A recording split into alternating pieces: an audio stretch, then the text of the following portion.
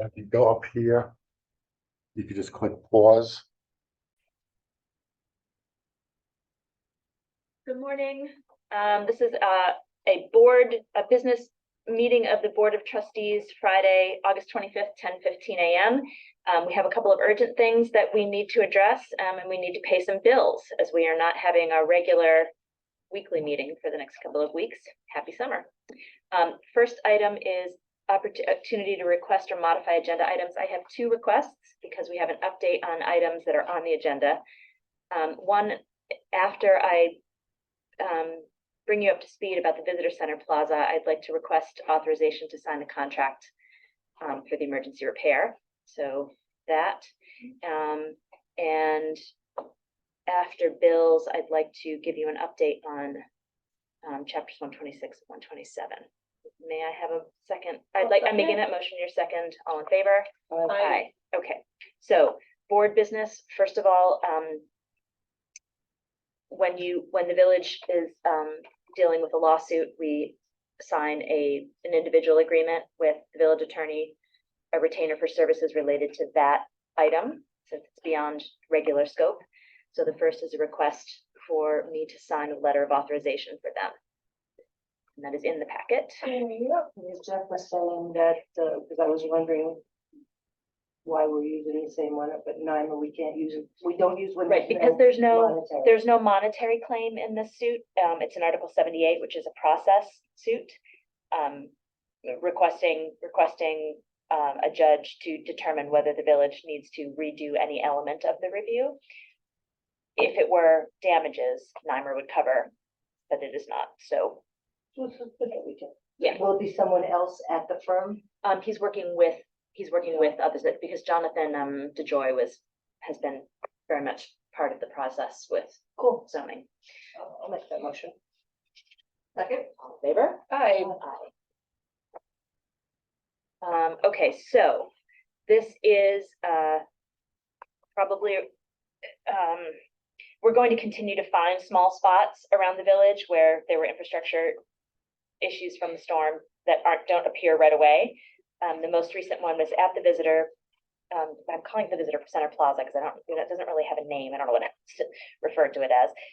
So if you're booth, I think it's the new name. Well, the damage is not the building. The damage is in that plot under that stone area. Okay. So at the bottom of Main Street, there are two, they're called scuppers. They're open drains. They're from the old roadway when the roadway was at grade. Yep. Those dump into catch basins, which connect by another pipe to underneath the tracks and connect into a 3-foot pipe. The Bugsy rebuilt the basin on the left side. If you're looking at the plaza, he rebuilt that last year. That one came through the storm fine. On the other side, a shrub sunk really fast. So he dug to see what was going on underneath. And what's going on underneath is that the connecting pipe from the catch basin to the 3-foot storm line is gone. Where did it go? Well, it looks as if it tore off, and it was probably disintegrated or something. Well, I mean, first of all, they're concrete. First of all, it takes all the salt from the roads, so it's inevitable in any way. But the storm was probably the straw that broke the camel's back. So between the water gushing down Main Street and then when Metro North pumped the tunnel, they used a 6-inch line and they pumped into that scupper, and it was, a force of water for 4 hours straight twice. Oh, wow. So it's not even there anymore. Yeah. We suspect that it blew through the 3-inch pipe and went on. So with that gone, the area, the soil around it has degraded. Right. So there's right now what is holding up the plaza is the old concrete road. But there's nothing underneath it. And so the engineers obviously have concern about public passage in that spot. So this qualifies. It's intact beyond. It's intact beyond, but obviously we don't want water stormwater just going loose under the train tracks Yeah. either. Thank you. So this is an emergency repair. The engineers came, assessed it, determined such. John Pizzella, who's done a lot of work in the village, is available. We need to open the plaza to get to the full access, replace the pipe. The pipe comes Wednesday. So the plaza is, that area is fenced off, or will be fenced off today, but he's putting up a fence. Can the public access the bathroom? Yes, Okay. that was the next thing I was gonna say, is that he's cutting it off right at the edge of the second bathroom door. Okay, But the rest of the plaza he's gonna shut down. okay. Oh, no, let the Chamber of Commerce Yeah. know what's going on. I let Nat know that there were cones there and what we were looking at. He doesn't know what we found yet. Okay. So, it's, John Pizzella has given us, last night he gave us the approach he plans to take. He estimates the work will be $30,000 with a cost variance of approximately 10%. So it might be over, might be under. Mhm. That's sort of the best he can do at this point. So I need authorization to sign a contract with him to make this emergency repair. All right, so I make a motion. Do you need this resolution? That's what we need, right? Oh, yes, that's right. I it's make a resolution. motion for resolution 33, 2023, approving emergency work to repair sinkhole adjacent to the visitor center.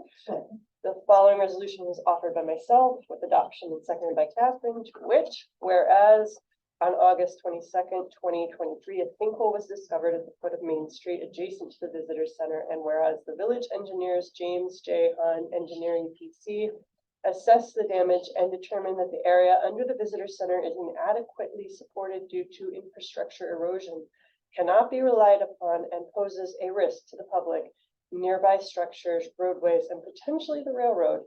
See attached assessment. And whereas James J. Hahn Engineering PC recommends immediate remediation, and whereas on August 23rd, 2023, James J. Hahn Engineering PC met on site with local contractor Pizzella Brothers Inc. and Mayor Kathleen E. Foley to review the situation, and whereas Pizzella Brothers was determined that it can provide immediate action to remedy the situation, therefore it is hereby resolved that the village declares this an emergency situation that must be remediated immediately to ensure the health, safety, and welfare of the public, and it is hereby further resolved that the mayor is authorized to sign an agreement with Pizzella Brothers Inc. to remediate the situation at the cost of $30,000 plus 10% cost variance. On roll call vote. Oh, wait, would you have a second? Oh, second. And You did. Yeah. I second. Oh, you did, sorry. And second, and roll call. Trustee Ballsy is absent, trustee Fatty, Aye. trustee Starbuck, Aye. deputy mayor is absent, and Mayor Foley. Okay. Who's got the bills? All the bills. Motion to approve batch number 7026 in the amount of $155,295.16. Second. Any discussion? All in favor? Just the big stuff like health and. Yeah, there's a couple of insurance payments in there for, medical coverage, et cetera. Do you want to do the chapter 120? Yep, no, we'll do that next. So, it's a learning process for all of us. When we had enabling legislation approved for, occupancy tax, it went to the governor's desk very quickly and was signed. In preparing for the public hearing, Jeff determined that the governor has not yet signed the enabling legislation for the expansion of the district. It has been passed by the Assembly and the Senate. She needs to sign off. I have been in contact with Senator Rawlinson and Assembly Member Levenberg, and also our neighboring senator who is in the majority, Skoufis, who's willing to help with Rob Rawlinson to help push it to the governor's desk. What normally happens is the governor requests batches of bills, but hopefully with help from the leadership of the Assembly and the Senate, we can get it there forward. So we need to move on the other portions, the lower portions, because I don't know how long it's going to take for her to sign the second piece. we would like the recommendation that I think Eliza and I are making after discussion and talking with Jeff is to separate out the 2018 piece and get that done now in public hearing, and then whenever the next piece is ready, come forward. Jeff wanted to, we would have had to have post it today to meet our open meetings requirements for the 6th. Jeff was concerned about making sure that we check and double check that we do it correctly. So he and Eliza are going to work on that separation, and then as soon as that's ready, we'll reschedule the public hearing. I'm hoping we can do it reasonably quickly so we can get going. So that's the update. There's no public available for public comment. Motion to adjourn.